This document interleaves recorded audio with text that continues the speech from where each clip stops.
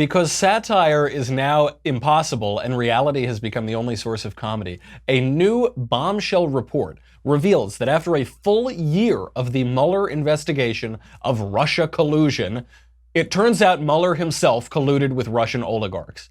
That is a true story. You cannot make that up. We will analyze this major conflict of interest for Robert Mueller and his never-ending probe. Then, speaking of comedy, legendary stand-up and SNL alum Dennis Miller stops by to talk comedy in the age of Trump. Finally, a silver lining for our vomitive culture. I'm Michael Knowles, and this is The Michael Knowles Show.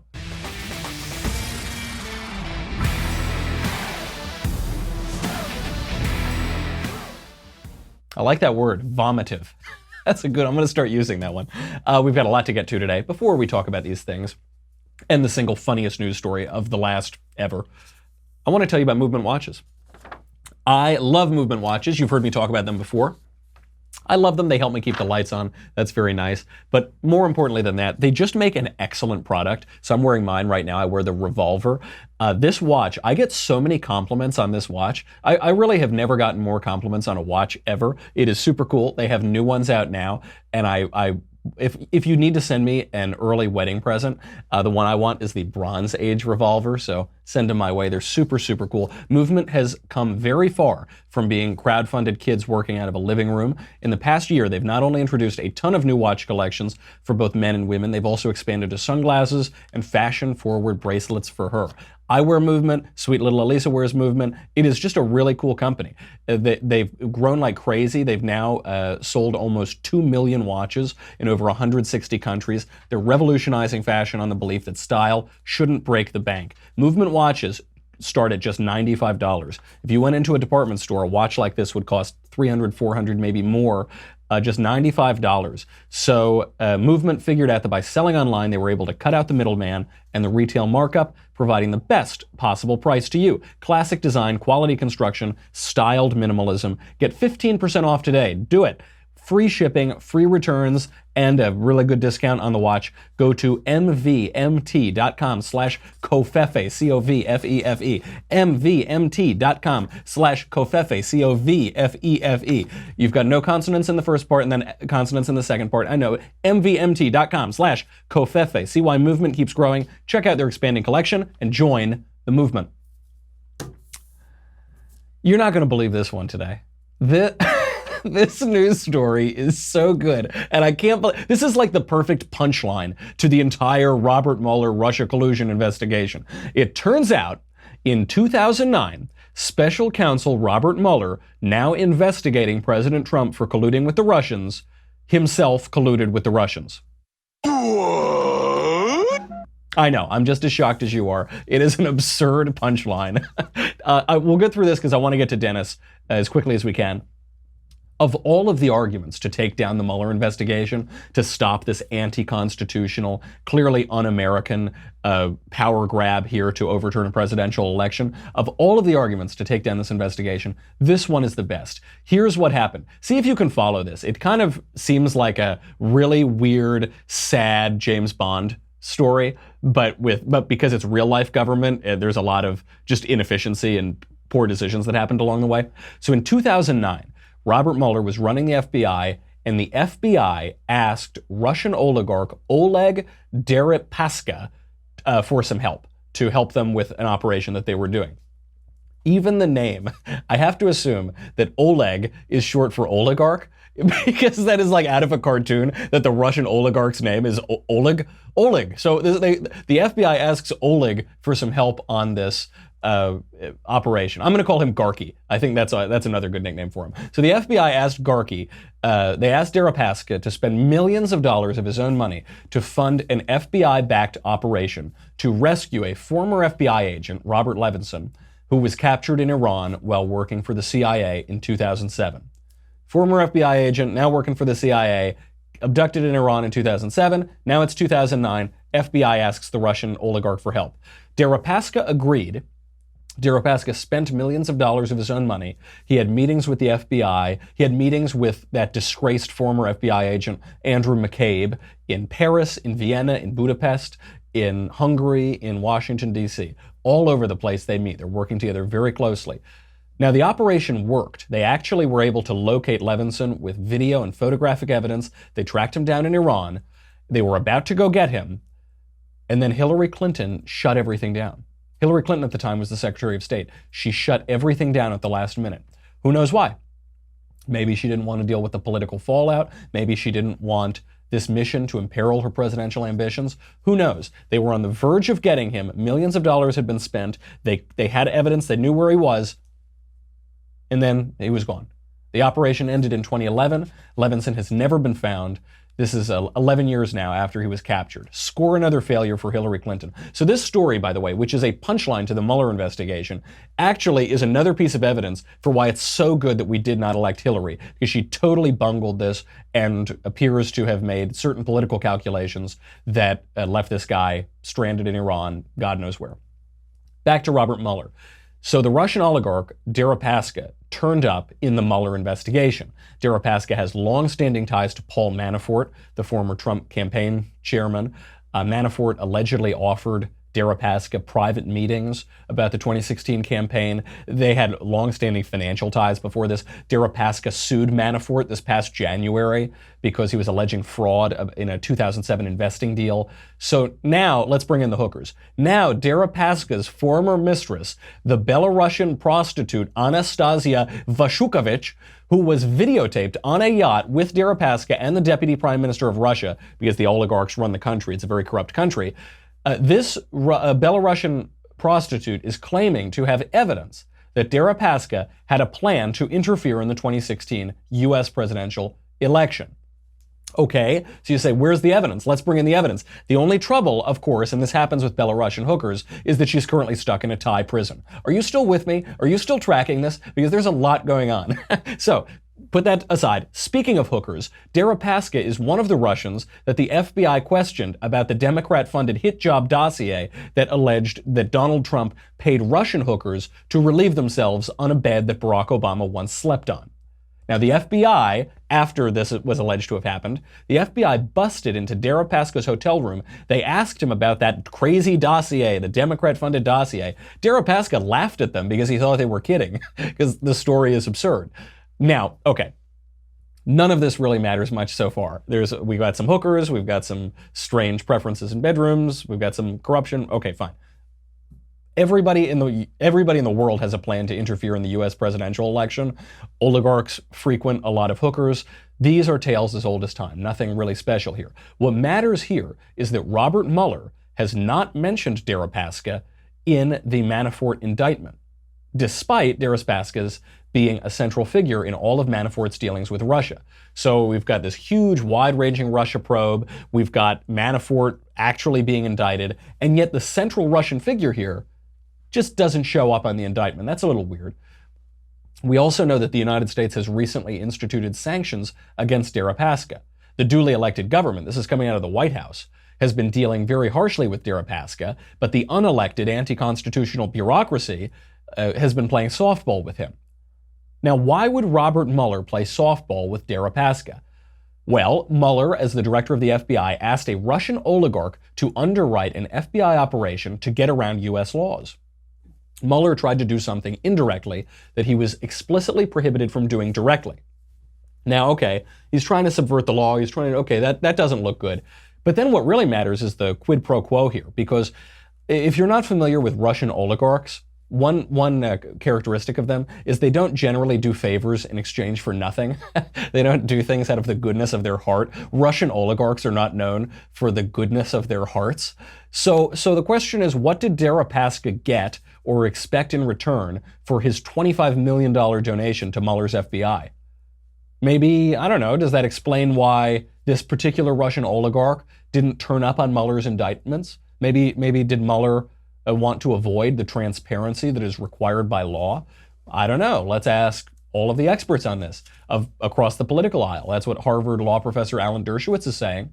Alan Dershowitz thinks this was a way to avoid transparency because he might have broken the law. Melanie Sloan, who's a former Justice Department lawyer for Bill Clinton, former Clinton administration lawyer, she wonders if the first FBI operation was even legal. Because that first FBI operation, where the FBI asked the Russians to fund this operation, It looks like it violated the Anti-Deficiency Act, which prohibits the government from accepting voluntary services.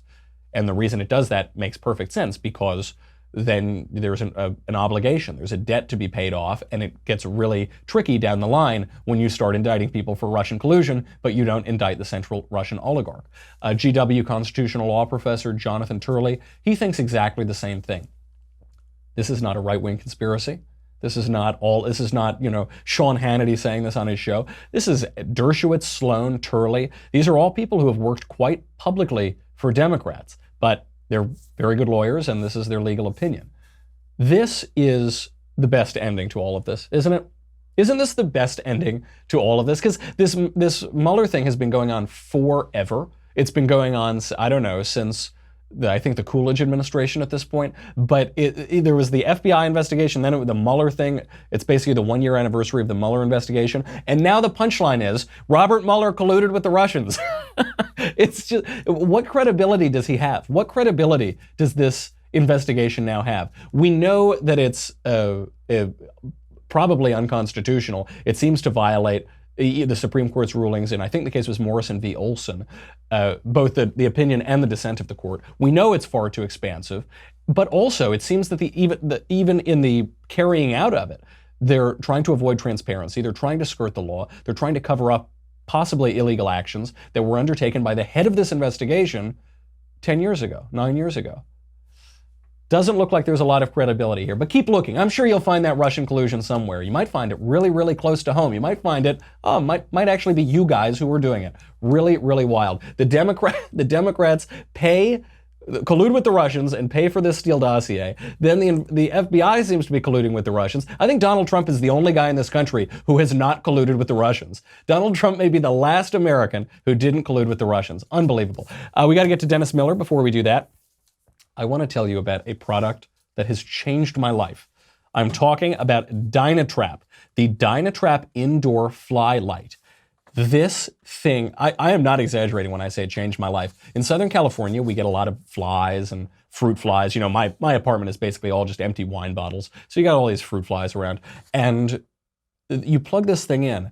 It caught all of them. It just caught everything. Things that I didn't even know were in the air. It just caught them. This is such a good product. Summertime's officially upon us. The only thing more annoying than, well, I don't want to get too political about this, but you just heard my rant. I think you get what I'm alluding to. The only thing more annoying than that is flies, mosquitoes, and other insects invading your home. So we would like to thank the sponsors at Dynatrap, the leading manufacturer of outdoor mosquito and insect traps. Now they've got one with for indoors with the indoor Dynatrap fly light. It really works. It works immediately. It is so good. I'm both a client and a customer. This is like the only solution I've found to indoor fly problems that actually works. There is nothing more embarrassing and gross than hanging up that fly paper, you know. I used to do that in New York, and it doesn't look great when you've got company over and you say, oh, Jay, just duck all of the bugs that are being ornamented from the ceiling. You know, it doesn't look good. This looks really good, really sleek and fashionable. Go to dynatrap.com, dynatrap.com. Enter the promo code DAILYWIRE, DAILYWIRE, and receive 15% off of any of their products. Get it? It really works. Dynatrap, the safe, silent, and simple solution to household insect control. Okay, in the age of Donald Trump, reality is funnier than absolutely any sketch or stand-up act around. Nevertheless, we will get to a professional, funny man and one of my favorite comedians, Dennis Miller. Dennis Miller just launched his second weekly podcast for Podcast One. It's titled The Dennis Miller Option, where he discusses headlines, pop culture, and tries to make sense of an increasingly nonsensical world. Here's Dennis. Dennis, thank you for being here. Nice to be here, my friend. How's your day? It's going very well. It's going pretty nicely. Now, you have won. Are you, I don't know about you, I guess we'll all have to just bite our lip and soldier on without Iran right now. I know. It is really hard. Do you think we'll make it? My Sherpa told me just when we were above the kill zone on Everest, just put one foot in front of each other and keep moving. Somehow we'll get through this together. I hope, I was so nervous because Ben Rhodes and Dan Pfeiffer, they assured me that everything was going to fall apart without the cooperation of the worst regime on planet Earth. I hope we can make it. I feel unprotected. I've been with them so long. Probably since Not Without My Daughter, the Betty Mahmoudi story is when I was first introduced to the lovely vibe in Iran. But somehow, like I said, we'll get to We'll soldier. We'll truck along. Now I want to talk about another great foe of the United States, Michelle Wolf. Now you have won multiple Emmy Awards. You've won Writers Guild Awards. You've hosted a bunch of TV shows. You've hosted radio, podcast, the Dennis Miller Option. You've also headlined the White House Correspondents' Dinner back in the Bush 1 years. I wanted to know, on a scale of Hiroshima to Nagasaki, how badly did Michelle Wolf bomb? I don't think she did in her world, right? People, listen, you have to understand, it's a schism now between the two sides. I think on her side, she was, I never know if the word is it F-E-T-E-D, fated? I think she was probably praised. My only thing was when I read about it, and I got angry because I saw Sarah Sanders sitting there, so she's going to cry. I said, who is this? I did not know who it was, so I put up a tweet about researching her and getting back with a joke on Wednesday, which is when my podcast is. And all of a sudden, it was like it absolutely hit the fan, and I realized that the internet really is the Wild West. You put up something that's rated, would say underwritten, all of a sudden you're like the old lady who goes over the horseshoe falls with the trash can and ends up in the whitewater churn. At the bottom, you're just getting dermabrated out the wazoo for a day or two. And then I realized, I guess that's what the internet is about. And when you were in the crosshairs of it, you should handle it with a suitable degree of aplomb, because certainly I've lit up people on Twitter. So that's the way it happens, and it happens quickly. It seems like it happens, boom, like. Well, I saw that tweet when you sent it out, and I immediately got it. I got the joke. No one knows who this woman is, and you're going to have to research her, and then you can talk about it on the show. And immediately everyone pounces on you, and they say, ha-ha, you don't have a quick wit. Ha-ha, and I couldn't tell if it was the left being obtuse or if they genuinely just didn't get it. And this does bring us to it, I think, the defining characteristic of the Trump era, which is that the left is humorless these days. And conservatives, during the Obama years, conservatives still had a sense of humor, but now the left seems totally humorless. Why can't they take a joke right now? Oh, I don't know. I will say this: when Obama won, and I watched that speech that first night in Grant Park, and I think that's the park in Chicago, right? I'm not that much of a Chicago denizen, but then I saw those upturned faces and people with all that hope in that, and I thought this will be good for this country. Honest to God, I remember thinking, I hope he does well. I'll give him a few months here to see, but I don't think. Well, like you were laughing that I put that thing up about, I don't think the left has handled Hillary's loss all that well. And you don't say. It's the simple truth that I think that was such a lock in their head that all I can say is it must be, it must have been a cataclysm for them. I remember when I watched the Jacob Javits Center that first night, and it was like a snowflake Jonestown. And I thought, my God, I have never in all my years of having political opinions, have you ever come within a light year of crying over a politician? I don't take it like that. It's not that important. Obama's approach to it was not my approach, but he seemed like a genial bloke, seemed like a good family man. I didn't agree with a lot of it, but I never hated him. I never wanted to cry that he became president. I was just looking at it, I go, I guess they've got more vested in it on the secular side because they seem genuinely, devastated. I just don't get that devastated. So can I speak and say that there's nobody on the left who's having any fun with it? No, I can't. I see some guys who are having fun with it. But can I say by and large, the left was devastated by her loss? Yeah, which is surprising to me because I didn't even think she was the ideal candidate. It's not like Obama lost or something. You can see he has charisma. He's a great speaker. And like I said, he was of the era. And, you can understand why that might have devastated. But Hillary, I mean, Jesus, say what you will about Donald Trump, but give him this. I think that his outer voice is indeed an accurate depiction of his inner voice, warts and all. Whereas I don't think Hillary's inner voice and outer voice have ever even had a cup of coffee together. And so to see people crying about it, I thought, my God, something's happened here. It's bizarre. Are they humorless about it? I don't know. I think they're starting to lick their wounds a little more. But up to this point, I would say that there's a pretty virulent schism in this country right now.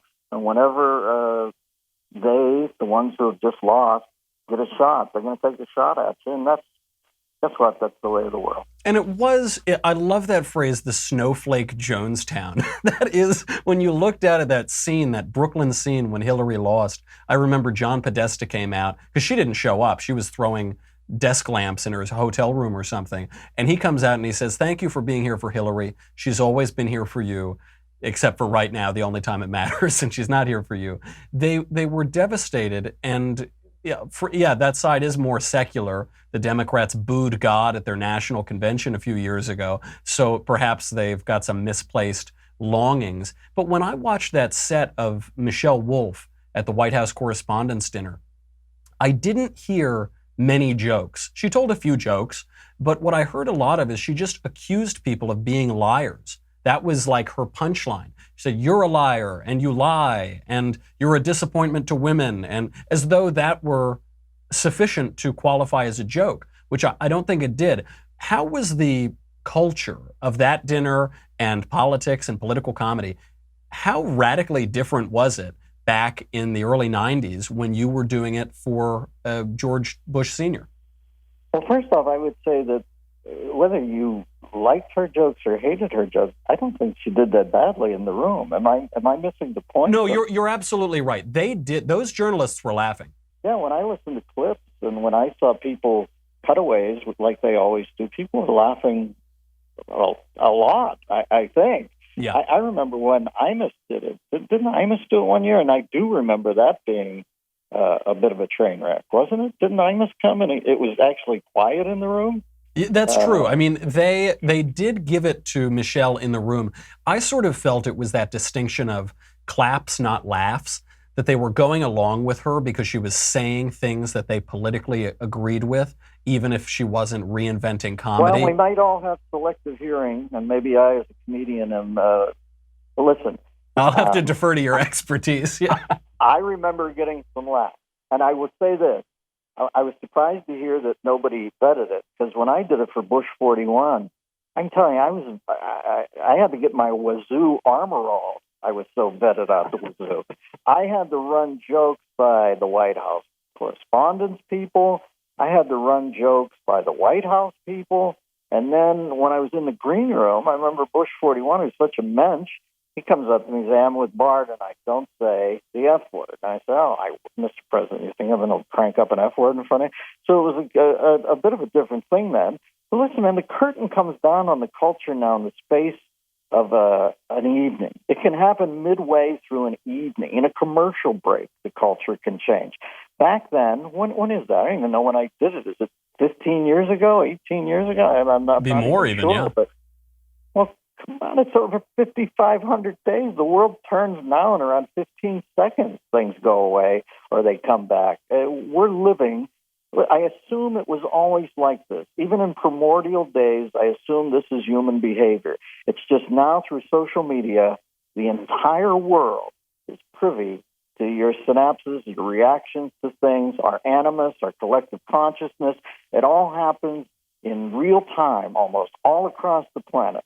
So I would say the big thing that's changed is social media. Do I think human nature's changed? No. I think there'll be a point in somewhere way down the line. You don't even hear this stuff. Like it's the Outer Limits episode where David McCallum gets a huge skull and you can just start talking to each other with your thoughts. And we can tear each other a new asshole and never even open our mouth. I think that's what's coming down the road. So I think right now all this changes. The animus level is consistent throughout history. It's just that right now we're all privy to each other's crankiness. Well, that's certainly true that the culture can change on a dime. Speaking of cultural changes on social media, I know you've been on Twitter a little bit. I've been perusing your Twitter feed the last couple weeks. You might have heard of this fella, Kanye West. He's a famous rapper, apparently, and he's been tweeting a lot of very conservative-sounding things. Very conservative, though. He's tweeting out Scott Adams videos and Thomas Sowell quotes and all these little conservative YouTube videos. Do you think that that reflects any change in the culture, no matter how short that change may be? Are the conservatives and the right finally winning a little bit of the popular culture with Donald Trump and Kanye West, or am I celebrating too much and reading too much into it? No, I think, listen, next to Warhol in the future, everybody will be famous for 15 minutes, which looking back on, I had always taken him with a bit of a grain of salt because I'm not a modern artist fan. And I always thought he was just a Studio 54 sort of New York downtown scene guy. But when I look back on that, that is so prescient that I think I should read more about him, because that's a pretty brilliant thing to say. The second most brilliant thing I've heard, or 1A, is that Breitbart's saying that politics are downstream from culture. Right. And I do think this Kanye West thing, listen, up to this point in my life, my introduction, my only knowledge of Kanye West, since I'm not a hip-hop fan, is that I remember him being loaded on stage at an award ceremony with Taylor Swift and grabbing her award, thinking that's very boorish behavior. That's my take on him. But when I see what he's done in the last couple of weeks, do I lionize him? Is he my new, ID fix, or the monolith in 2001? I don't think that, but that's a pretty important defection on their side. Mm-hmm. I really think that I think he, in the lexicon of the day, I think he was tired of getting played. I think the Democrats are playing African Americans, and I think that things are starting to fall. That's really interesting what he did. Sowell's been out there for years on the front lines of this. I don't even think, just the fact that Kanye West is reading Thomas Sowell, I thought, well, good for you, brother, because I like a curious mind. And Thomas Sowell is brilliant, absolutely brilliant man who they've been ignoring for years. So is there some fissure there? Yeah. Now, I don't quite understand why I don't hear as much about it now. Is it strictly on that flash poll they did where Trump's approval goes from 11 in the black community to 22% in the black community, and is maybe the people on the left thinking we can't keep crucifying Kanye because that's not going to play. I like free thinkers. I like people who don't walk in lockstep. And when he stepped out like that, I thought, well, I now have another swing thought on Kanye West. It's not just grabbing the trophy off Taylor Swift. Yeah.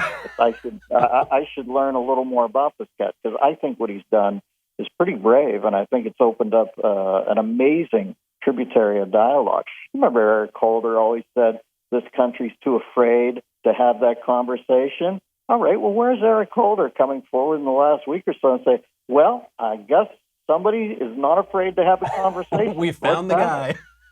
Yeah, well, I really think, I hope that's what Holder was referring to. The fact that this guy's not getting much, supply chain support is, I think that's very telling. I think that's going to help Kanye's cause more than it will help the liberal cause. That is a really good point. And you've been a comedian and an amazing cultural observer for such a long time, and really one of my favorites.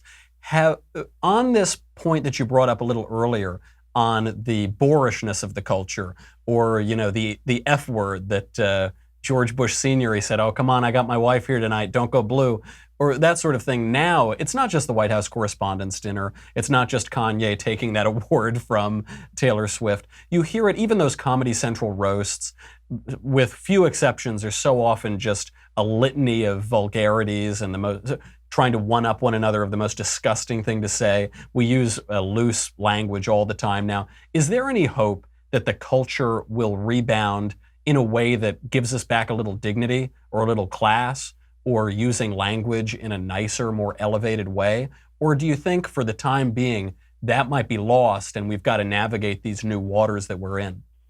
I would be funny if I commented on that. I say the F-bomb all the time in my act. That's true. I just don't do it on air. Well, except when the job description is not. But left to my own devices, I find it a good word in my act.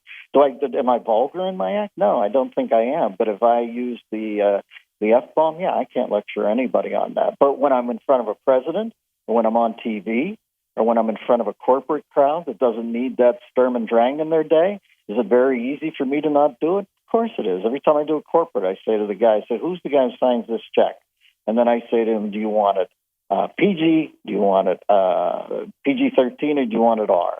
And if he says PG, I say, fine, there'll be no swearing in it. If he wants a PG-13, I say, fine, there might be a couple swear words, but I won't use the F-bomb. I just find it easy to shift that stuff out. And like I said, is there a new vulgarianism in the country? I don't think so. I think this is the way it has always been in small clatches, except our small clatch now is the entire world due to social media. I really think that social media never have lives less lived been more chronicled. The minutia, the innocuia, to invent a word, and not I think that might be Elizabeth Warren's Indian, by the way. That is, yeah, good use of the native language. We're all privy to that now. This is all the stream of consciousness that for years was either in our own head, in our own living room, or with our own friends at a tavern or a bar, or with a group of like-minded people. Now everybody knows everything about everybody. And when I say this, social media has allowed us to all come together as one and probably realize there was never really any good reason for us to all come together as one. That is a devastating but accurate observation, because it's true. When I tweet or I go on Facebook, I don't feel as though I'm addressing a crowd of thousands. I feel like I have a drink in my hand and I'm spouting off on whatever thing crosses my mind. That is very true. Makes you think twice before you tweet. Dennis, before I let you go, you have this new podcast. It's very, very good. The Dennis Miller Option. It just launched. How's it going, and where can people find it? Well, listen, I've done two, and the third one's on tomorrow. Dana Carvey's on it. Right. You can download these on iTunes, and I'm just learning the lexicon, so I will spare you hearing me say we drop on Wednesday, like I'm, Eddie like your Kanye or something, putting out a new album from both others. We appear on Wednesdays, and you can go to podcast one. I was bringing a sports one, but we decided to get rid of it because I found out that sports is the most you're going to get, it seems to me, unless you're a big Dan Patrick or something like that, you're probably going to get 20,000 downloads. People were sending me emails, and I'm not saying they were shoveling them in like coal into a speeding train car, but I was getting emails saying, listen, I like residency, but I don't like sports. So we're putting it into a more generic thing called the Dennis Miller Option. We're probably going to do two of those a week. The next one's tomorrow. Like I said, it's an hour with Carvey, who's absolutely the best guest, he and Marty Short, in the history of any sort of medium. And it's comedy. It's my thoughts on the world. It's my thoughts on politics. It's just sort of stream of consciousness for an hour. I was just looking at it on iTunes, and I don't know much about the ratings, but it seems to be okay on there, and we'll see how it goes. I think that you pretty much have to fall back into this and say out loud what you're thinking and see who shows up for that. If it's enough, they keep you on. If it isn't, they whack you. That's sort of where I'm at with show business. Well, it's right really, now. really good. I listened to the first episode right when it came out. I don't want to fangirl too much, but I am a big Dennis Miller fan myself and have been for years. So everybody, I highly recommend going out and getting the podcast. That's nice of you. Yeah, absolutely. That's nice of you. You can't see me right now, but I'm blushing, even in my swarthy Italian skin. Dennis, very good to talk to you. Brother, in the future, like I said, if we know everybody's thoughts now, in the future, there will be a blush-o-meter on your iPhone. Yeah, that's right. Yeah, that's something I probably shouldn't tweet. Note to self. Dennis, thank you so much for being here. Great to talk to you, and I'm looking forward to the podcast with Dana. All right. Thank you. Bye-bye. Dennis Miller, how cool is that guy? On Saturday, May 19th, Dennis will be performing at the Riverside Theater in Milwaukee. On Saturday, June 23rd, Dennis will be taping his next stand-up special at the Bijou Theater in Knoxville, Tennessee. Dennis can also be heard on his other weekly podcast, Red Circle Sports with Dennis Miller, with Podcast One, and his twice daily syndicated 60-second radio feature, The Miller Minute. I want to get some of those. That guy's got so many podcasts. Okay, I got to say goodbye to Facebook and YouTube. Don't forget, the conversation is today. It's coming up. This is it. This is your last chance to subscribe. If you go to dailywire.com right now, you subscribe, you can ask questions during the conversation. That will be coming up real soon, 5:30 Eastern, 2:30 Pacific. Only subscribers can ask the questions. Everybody gets to watch, but only subscribers can ask. Many are called, but few are chosen. We thank everybody who is already a subscriber. You help us keep the lights on. It's very nice of you. If you subscribe, you get me, you get the Andrew Klavan Show, you get the Ben Shapiro Show, you get to ask questions in the conversation, you get to ask questions in the mailbag, which you can go do right now. There it is. Now, I have been sipping deep the John Kerry vintage for the last week. The Kanye vintage, Kanye caused all of those to pour in. And those were delicious. I'm saving those now for a special occasion because now I'm on the Bob Mueller colluded with the Russians vintage of. Oh, that's a really sophisticated brew, and it is best served cold. Because after a year of Democrats trying to overturn this presidential election, now it looks like they're the ones who colluded with the Russians. Serve it cold. Nice chilled leftist tears. Go to dailywire.com. We'll be right back to talk about our vomitive culture.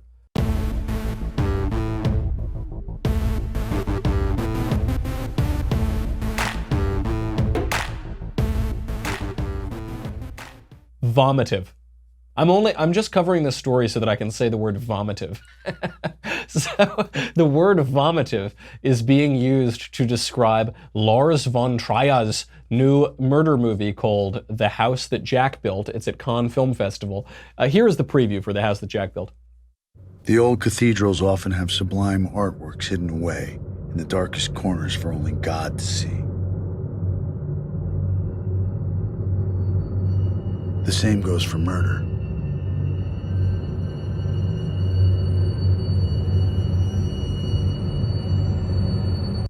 Apparently, that's the only 8-second clip of the movie that does not entail dismembering children, so that's all they could use for the trailer. This movie just debuted at Cannes, and it actually prompted the moviegoers, almost uniformly, to storm out of the theater in disgust. That's true. Just to point this out, because it should go without saying, but some people aren't familiar with these festivals, it's not that it caused an audience of your sweet Aunt Ethel to storm out in disgust.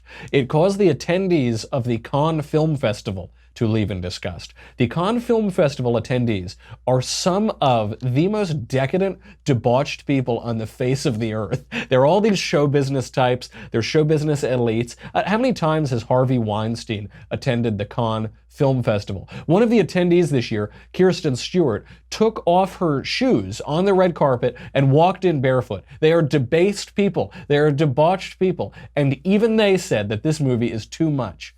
One reviewer said of the film, he said that it is gross, pretentious, vomitive, torturous, and pathetic. That's actually the review that Ben gave of my show, but it applies differently to this movie because of how gruesome and bloody it is. Another reviewer called it a vile movie, should not have been made, actors culpable. As if to say the people who just got the script, they just played their parts, they are morally culpable for how filthy and rotten and demonic this movie is. So what's the movie about? According to Rotten Tomatoes, Lars von Trier, his upcoming drama, quote, follows the highly intelligent Jack, Matt Dillon, over a span of 12 years and introduces the murders that define Jack's development as a serial killer. We experience the story from Jack's point of view. Well, he postulates each murder is an artwork in itself. As the inevitable police intervention is drawing nearer, he takes greater and greater risks in his attempt to create the ultimate artwork of dismembering children. One viewer from Cannes, this is not a reviewer, but one of the people who saw it, tweeted out and said, "Seeing children being shot and killed is not art or entertainment." So this, people have been scandalized by artwork for a very long time. This is nothing new, but perhaps this has gone too far. Perhaps, who knows? I haven't seen the movie yet. I've only seen the 8 seconds, which still have blood all over them, but apparently they're the safest to air. I think there's a silver lining here, actually, for the culture. You might ask, what is the silver lining to maiming and mutilating children? The silver lining, I think, is that the culture has turned a corner. Because you can keep going down this path. Obviously, certain material would be shocking even 50 years ago that today would be absurd. Ricky and Lucy on I Love Lucy, they didn't sleep in the same bed. They're a married couple and they slept in separate beds on this show because it would have been too scandalous, too out there to show them sleeping in the same bed. They couldn't use the word pregnant. That was a culture back then. Now, you just maim and torture all of these children on screen, and that's pushing a boundary slightly. These things can't go on forever. A grotesque culture will exhaust itself eventually. Jimmy Kimmel actually talked about this yesterday. He said, I think we've had enough of the Trump jokes, of the Trump hate. Have you, Jimmy? You hate Donald Trump, but they've just gotten to the end. What more is there to do? How much further can you go? Kanye West is talking about this. He says, everyone's just hating really hard and hating and hating and mean and hating and hating. I'm going to love people. I'm going to try something different. I'm going to do something that's not within the popular culture.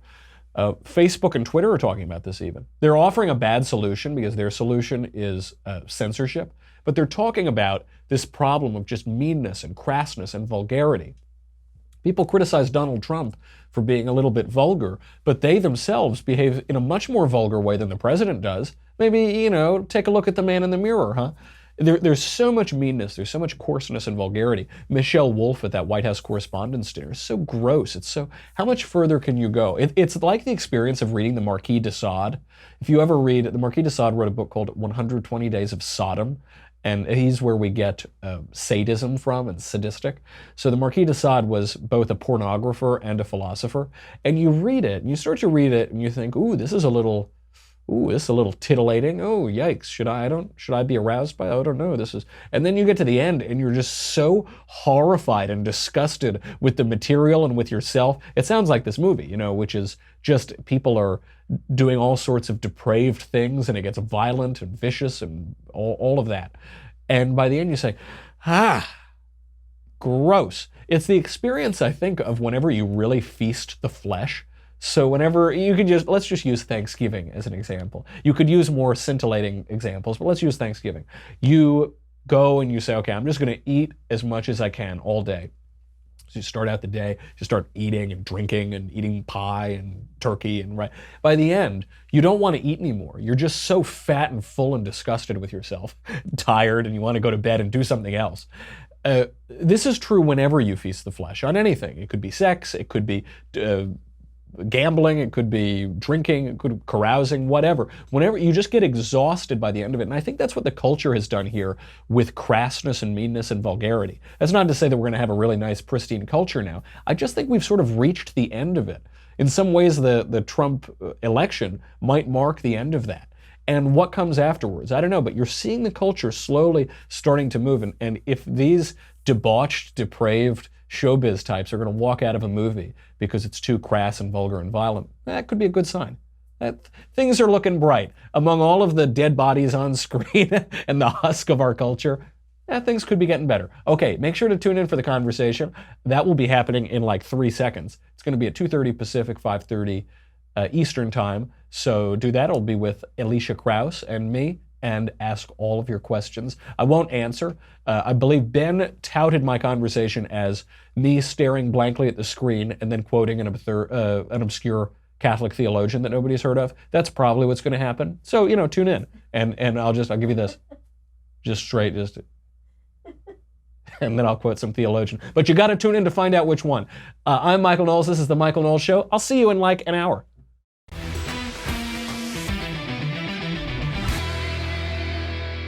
The Michael Knowles Show is produced by Senia Villarreal, executive producer Jeremy Boring, senior producer Jonathan Hay, our supervising producer Mathis Glover, and our technical producer is Austin Stevens, edited by Jim Nickel.